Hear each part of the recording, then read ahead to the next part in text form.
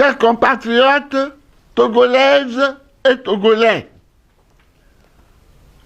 bien-aimés dans le Christ,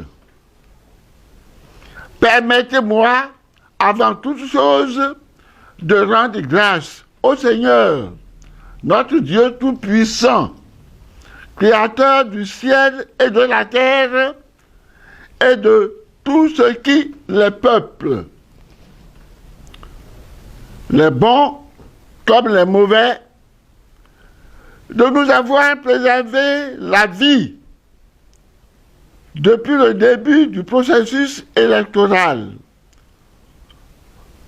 pendant la campagne électorale, au cours du scrutin, jusqu'en cette période post-électorale, hélas, difficile, que nous traversons, le cœur meurtri, comme un chemin de croix à la suite de Jésus-Christ, notre Sauveur.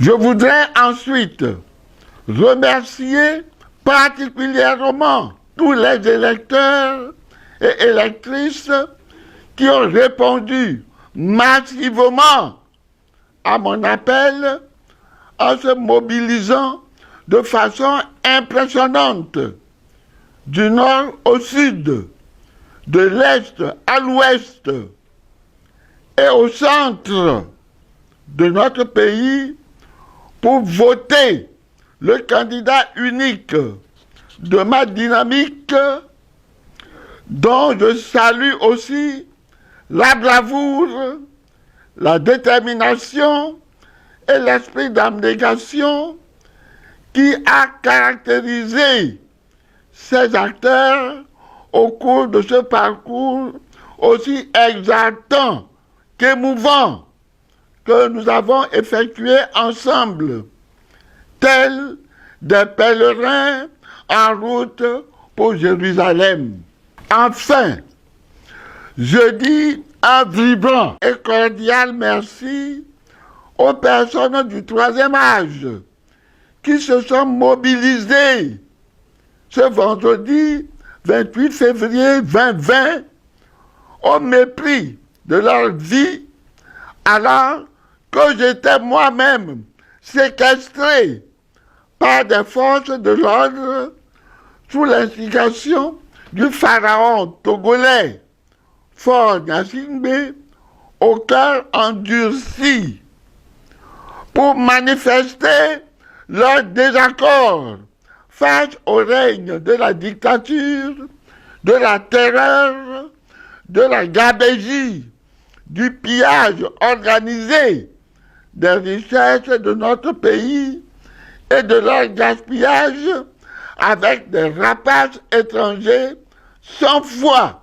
ni loi, en réclamant avec hargne, force et détermination la victoire cinglante du peuple qui tente si maladroitement de voler encore une fois après 54 ans de règne sans partage. Merci donc à vous, personnes du troisième âge, vaillants défenseurs de la patrie, qui avez, par cet acte, à la suite des pères de l'indépendance, montré de façon indéniable aux jeunes, vos enfants et petits-enfants, le sens intrinsèque de l'honneur et de la dignité. Chers compatriotes, comme vous le savez, la nation est en danger, en grand danger. Mais, comme nous l'enseigne l'hymne national de notre chère patrie, que viennent les tyrans, ton cœur soupire vers la liberté. Vainquons ou mourons, mais dans la dignité.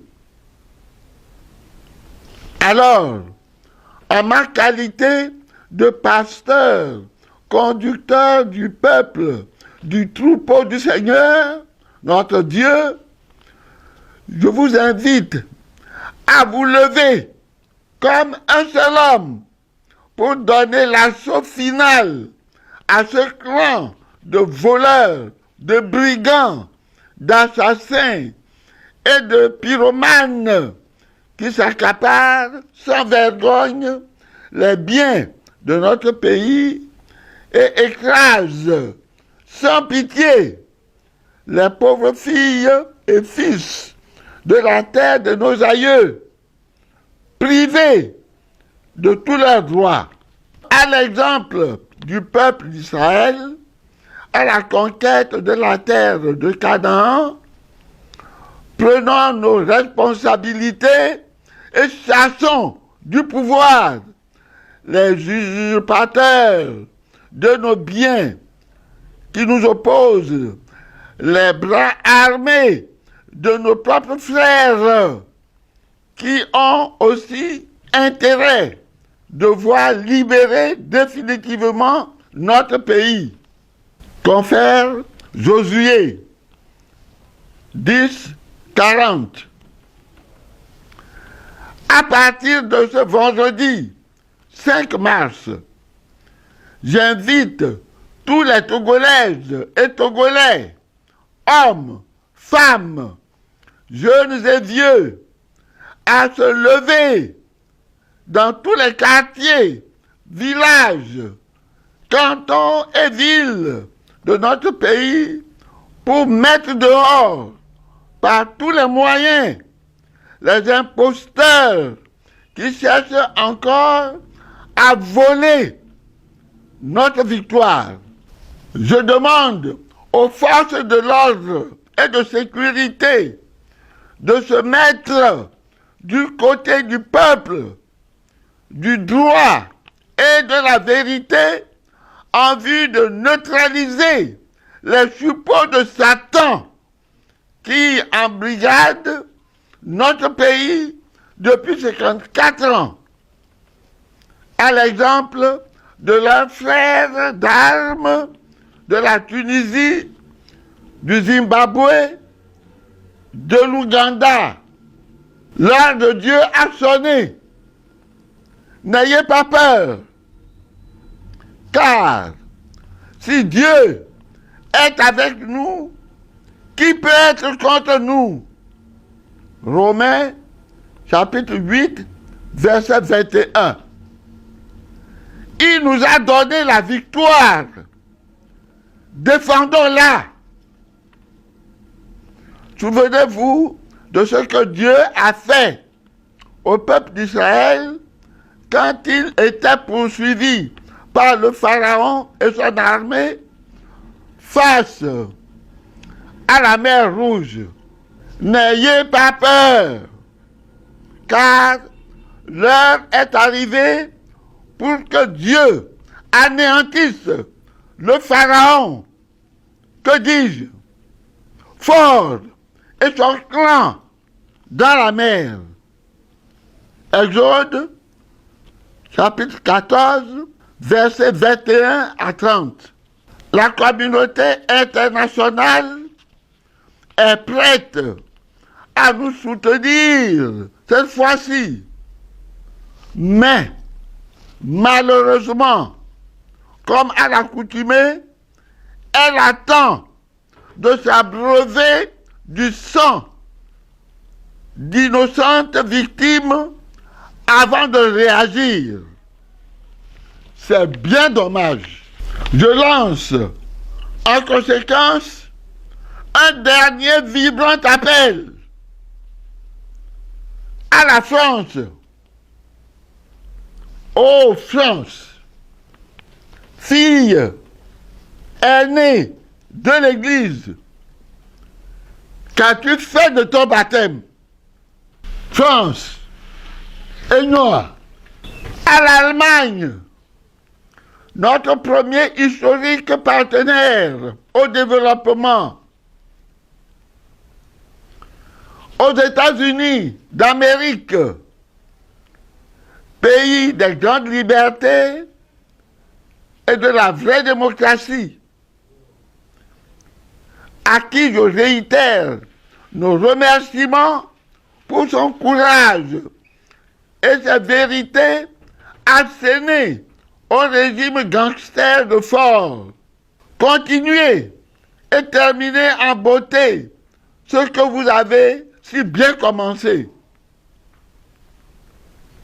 À l'Union européenne, modèle de promotion des droits humains. Aux Nations Unies, baromètre et promotrice par excellence du concept des droits universels de l'homme. Faites entendre vos voix. À l'Union africaine, UA, dont les observateurs ont été très décevants et complices de la forfaiture. Lavez la honte de votre visage. À la CEDEAO, oh CEDEAO, ne pouvez-vous rien faire pour vous racheter? Et enfin, au Saint-Siège, ma raison d'être et premier fondement de mon espoir, dernier rempart, lorsque toutes les forces terrestres ont échoué. Venez au secours du Togo. Saint-Père, pour le triomphe du règne de la liberté, de la justice, la vérité et la paix.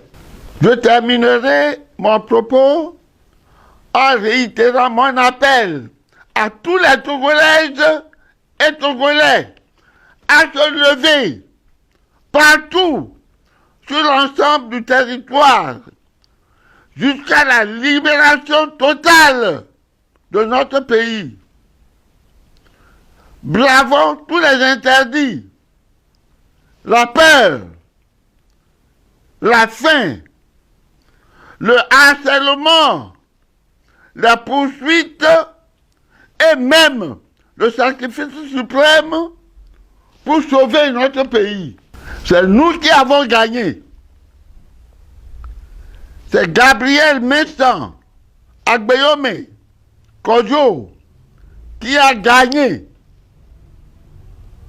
C'est Dieu lui-même qui nous a fait ce don. Clamons-le fort aux yeux du monde. Et que le Dieu Tout-Puissant lui-même, le Père, le Fils et le Saint-Esprit, bénisse tout le monde et tout notre pays. Amen.